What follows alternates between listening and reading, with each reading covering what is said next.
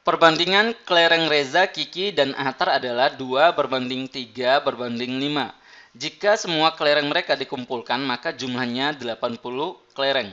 Selisih kelereng Ahtar dan Reza adalah, kita bisa menghitung selisih kelereng Ahtar dan Reza ini langsung tanpa menghitung dulu jumlah kelereng Ahtar dan jumlah kelereng Reza ya. Nggak perlu dihitung dulu. Langsung aja hitung selisihnya nanti. Coba lihat. Karena di sini yang diketahui adalah jumlahnya, maka kita hitung aja nih jumlah perbandingan ini. Jumlahnya 2 tambah 3 tambah 5 berapa? 10. Nah, jadi 80 kelereng ini diwakilkan dengan angka perbandingan 10 ya. Nah, terus yang ditanya selisih kelereng Ahtar dan Reza. Perbandingan Reza dan Ahtar kan ini ya. Nah, selisihnya berapa nih? 2 dan 5 selisihnya 3. Nah, angka perbandingan selisihnya 3. Yang ditanyakan selalu di atas ya. 3 ini di atas dibagi, karena diketahui jumlah ini berarti dibagi 10 ini ya. Dibagi 10 kali 80 ini. Nah, 80 bagi 10 berapa? 8 kan? Coret aja nolnya 1 ya. Tinggal 3 kali 8, 24. Nah, sehingga pilihan yang tepat adalah yang E ya, 24. Oke, untuk video-video saya sebelumnya bisa dilihat di channel saya yang udah dipisah-pisah dalam playlist TIU, TWK, TKP. Nah, ini playlist sendiri-sendiri ya. Ada juga playlist mix ya. Playlist mix ini maksudnya dalam satu video udah mencakup ini ya, ketiganya ini ya. Oke. Terdapat 120 peserta tes CPNS 2021. Setiap peserta tes berhak mengikuti SKD dan SKB. Coba perhatikan kalimatnya ini dan kalimat perangkainya. Nah, maksud dari setiap peserta tes berhak mengikuti SKD dan SKB ini, peserta itu mengikuti SKD dan SKB sekaligus tanpa melihat apakah yang bersangkutan lulus SKD atau enggak, seperti sistem tes CPNS real yang sekarang ya. Sebanyak 80 orang lulus SKD dan 55 orang lulus SKB. Terdapat 15 orang tidak mengikuti SKD dan SKB. Bila yang dinyatakan lulus adalah yang lulus SKD dan SKB, maka banyaknya peserta yang lulus adalah jadi gini, semestanya ini ya. Jadi semestanya adalah 120 ya. 120 ini semestanya. Terus di sini kan ada yang lulus SKD dan lulus SKB. Kita bikin aja. Ini yang lulus SKD, terus ada yang lulus SKB ya. Nah, terus ada yang nggak mengikuti SKD dan SKB 15 orang nih. 15 ya. Nah, terus yang lulus SKD ini nih 80 orang. 80 di sini, terus yang lulus SKB 55 orang ya. Nah, yang ditanyakan yang lulus CPNS di mana harus lulus SKD dan lulus SKB, berarti lulus kedua-duanya ini ya. Kita misalkan X ya, ini kan irisannya. Nah, X ini udah terhitung di sini sama di sini ya, maka X ini dikurangin di sini sama di sini juga ya, karena udah kehitung 2 kali ya. Nah, total semuanya ini termasuk 15 ini sama dengan 120 ya. Jadi 80 min X ditambah X ditambah ini ya, tambah 55 min X tambah 15 harus sama dengan 120 ya. Coba min X sama X ini coret ya, habis. Terus 80 tambah 55 tambah 15 150 dikurang X ini ya, dikurang X ini sama dengan 120 ya. Nah, coba perhatikan 150 dikurang X sama dengan 120. 150 dikurang berapa supaya jadi 120? Berapa? 30 ya, maka X-nya sama dengan 30. Sehingga pilihan yang tepat adalah yang C. Oke, yang C. Suatu persegi panjang bila panjangnya bertambah 25% dari panjang semula dan lebarnya berkurang 20% dari lebar semula, maka perbandingan luas awal dan luas akhirnya adalah, coba perhatikan 25% penambahan lebarnya ini, 25% ini sama dengan 1/4, terus lebarnya yang berkurang 20% ini sama dengan 1/5. Jadi untuk memudahkan kita misalkan aja panjang awal sama lebar awalnya ya. Panjang awal P, lebar awalnya L ya. Nah, kita misalkan, tapi untuk memudahkan karena nanti bertambah seperempatnya, ini kan seperempat ya. Jadi ambil aja pemisalannya bilangan yang bisa dibagi 4. 4 bisa kelipatannya ya. Terus untuk lebarnya karena nanti berkurang seperlimanya, maka ambil aja bilangan yang bisa dibagi 5. Yaitu 5 bisa 10 bisa 15 ya, kelipatan dari 5. Nah setelah itu panjang setelah bertambahnya, bertambah seperempatnya. Kalau namanya bertambah berarti awalnya ditambah penambahannya ya. Penambahannya kan 25% atau seperempat. Seperempat dari ini. 4 bagi 4 ya. 1. Berarti ditambahnya 1 ya sama dengan 5. Nah untuk lebarnya berkurang 20%. Berarti awalnya 5. Karena berkurang berarti dikurang ya. Berkurang 20%. 20% kan sama aja dengan seperlima ya. Seperlima dari 5, 1 ya. Sama dengan 5 kurang 1 berapa? 4. Nah, yang ditanyakan perbandingan luas awal dan luas akhir. Namanya persegi panjang, luasnya itu adalah panjang kali lebar ya. Nah, berarti luas awalnya ini dikali nih berapa? 20 ya luas awalnya. Kalau luas setelah berubahnya ini 5 kali 4, 20 juga ya. Nah, perbandingannya 20 berbanding 20 atau sama-sama dibagi 20, 1 berbanding 1 ya. Sehingga pilihan yang tepat adalah yang C. Oke, yang C ya. Pembangunan sebuah gedung dapat dikerjakan oleh 18 orang dalam 24 hari. Bila pembangunan gedung tersebut dipercepat menjadi 16 hari, maka banyak pekerja yang harus ditambahkan berapa? Oke, di sini disebutkan kalau dikerjakan oleh 18 orang butuh 24 hari. Jadi 18 orang butuh 24 hari pengerjaannya ya. Terus kalau dipercepat menjadi 16 hari, jadi 16 hari, berapa orang tambahan? Berapa orang yang harus ditambahkan? Oke, kita misalkan aja ya, ketika 16 hari ini jumlah orang yang bekerja adalah P orang.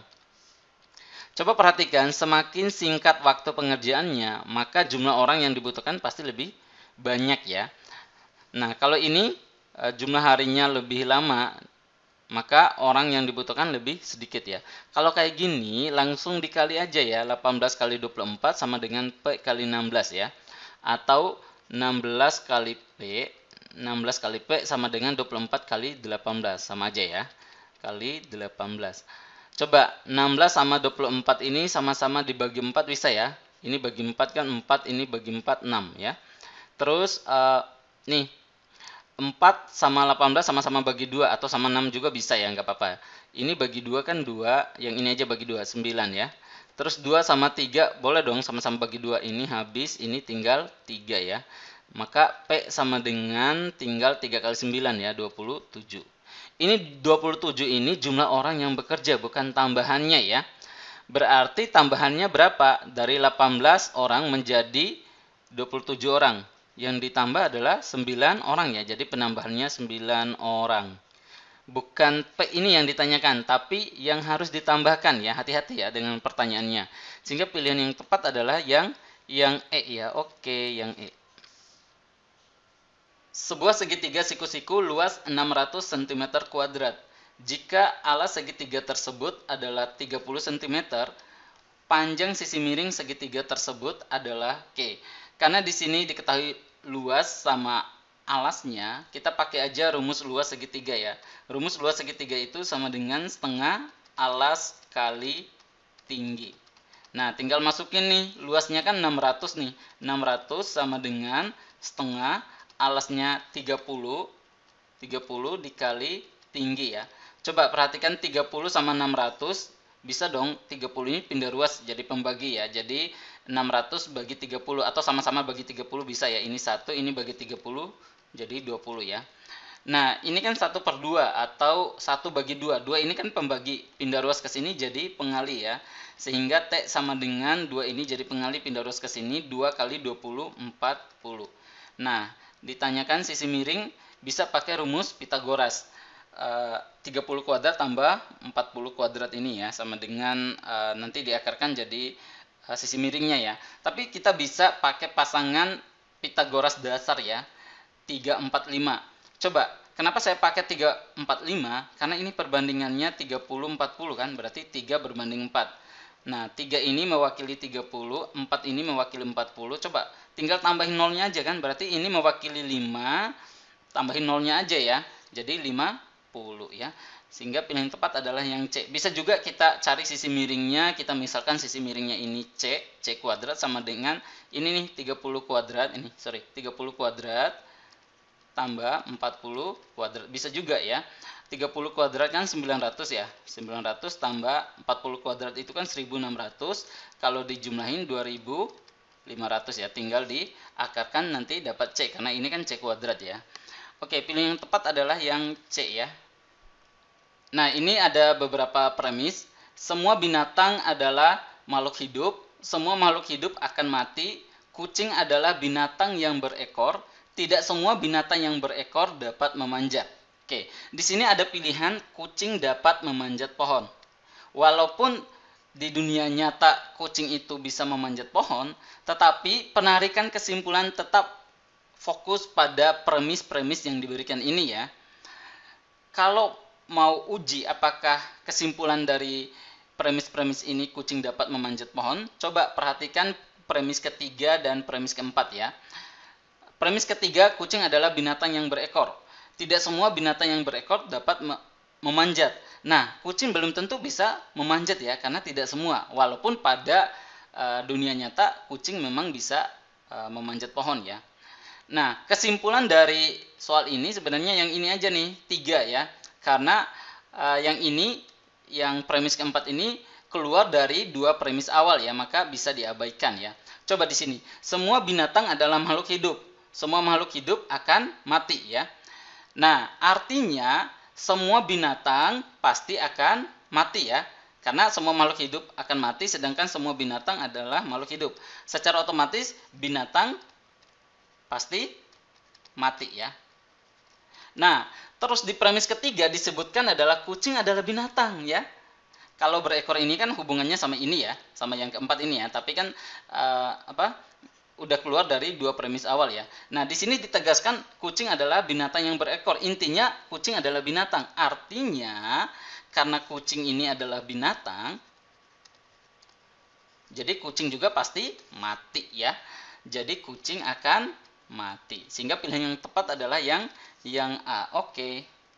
Ini soal tiu figural yang ditanyakan lanjutan dari deret gambar ini ya. Oke. Coba perhatikan.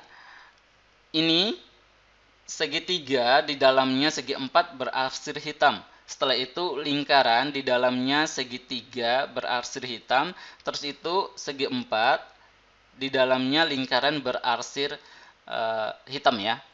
Ini saya sebut segi 4 sebenarnya persegi panjangnya. Tapi karena saya nggak yakin ukurannya sama ya sebut aja segi 4 ya. Nah, terus ada segitiga di dalamnya segi 4 arsir putih. Ini coba lihat. Ini yang saya lingkarin merah ini sebenarnya ini satu deret ya, satu kelompok. Terus ini ulangan dari yang ini ya. Cuma ada perubahan. Ini perubahan ini nih. Ini jadi arsir putih. Berarti lanjutan dari ini karena ini satu kelompok, berarti lanjutannya harusnya yang ini. Cuma berubah nih. Ini jadi arsir putih ya. Lingkaran segitiga dalamnya arsir putih. Yang D. Sehingga pilihan yang tepat adalah yang D. Oke. Nah, soal tiu gambar lanjutannya yang mana nih dari pilihan A, B, C, D, dan E. Coba kita lihat dari gambar pertama, kedua, ketiga pola perubahannya. Ini berarsir besar arsirnya kan segini ya. Kalau ini jadi segini kira-kira 2 kalinya ini kan. Terus yang ini arsiran seperti ini kira-kira 3 kali ini ya. 3 kalinya ya. Nah, berarti lanjutannya tambah arsir sebesar ini ya. Kira-kira seperti ini nih, sebesar ini ya. Nah, harusnya arsir hitam sampai ke sini. Nah, pilihan yang tepat adalah yang B ya. Oke, yang B. Nah, ini deret angka 8, 12, 10, 15, 12, 18 berapa lagi? Coba kita lihat polanya ya. 8 ke 12 ini kan ditambah 4. Terus 12 ke 10 dikurang 2. Nah, setelah itu ini kurang 2 ya. Ini 10 ke 15 ditambah 5. Terus 15 ke 12 dikurang 3. Terus 12 ke 18 ditambah 6 ya. Ditambah 6. Oke, coba perhatikan penambahannya 4, 5, 6. Kalau pengurangannya min 2, min 3 berarti lanjutannya harusnya min 4. Berarti 18 min 4, 18 kurang 4, 14 ya. Sehingga pilihan tepat adalah yang yang C. Oke. Rata-rata nilai SKD dari 124 peserta adalah 295. Jika ada satu peserta tambahan, maka rata-ratanya menjadi 296. Berapakah nilai peserta satu tambahan tersebut? Oke. Kita hitung aja nilai total ini awalnya nih yang saat masih 124 peserta ya. 124 dikali rata-ratanya ya 295. Oke. Terus ditambahin satu orang. Kalau ditambahin satu orang berarti pesertanya jadi 125 ya. Kan ditambahin satu orang ya. 124 tambah 1 125. Hitung juga nilai totalnya. Caranya dikalikan dengan rata-ratanya ya. 296. Kalau dikali 125 ini bagi 8 aja terus tambahin 03 ya. Ini bagi 8 kan 37 ya. Tambahin 03. Oke. Kalau ini dikali jadi 36.580. Kalau ini 37.000 ya. Nah, tinggal cari aja nih selisihnya. Sama dengan nilai satu peserta itu ya. Selisih dari ini sama ini ya. Selisihnya berapa? 420 ya. Sehingga pilihan yang tepat adalah yang A. Oke, semoga yang nonton video ini bisa dapat nilai SKD 420 ke atas ya. Amin. Oke, pilihan yang tepat adalah yang A. Di video sebelumnya saya pernah kasih kuis soal TWK ini yang berkaitan dengan penalaran nilai-nilai Pancasila. Nah, untuk soal ini bertentangan dengan nilai luhur Pancasila yaitu sila ketiga ya. Karena di sini terjadi perpecahan di tengah masyarakat untuk pemuda Muslim, Kristen, terus pas malam Natal, Ramadan ini sebenarnya lebih pada mengecoh ya. Karena ini bagian dari perbedaan. Perbedaan ini karena adanya kemajemukan bangsa Indonesia yang terdiri dari perbedaan agama, ras, suku, etnis, dan sebagainya. Nah, dengan adanya perbedaan itu harusnya bangsa Indonesia bersatu ya. Dibutuhkan semangat persatuan. Nah, yang tepat untuk soal ini sila ketiga ya kunci jawabannya. Nah, ini saya kasih lagi kuis ya untuk soal TIU. Bisa dikerjakan sendiri dan jawabannya ini ya, pilihan jawabannya A, B, C, D, N-nya ini. Untuk jawabannya tulis aja di kolom komentar video ini ya.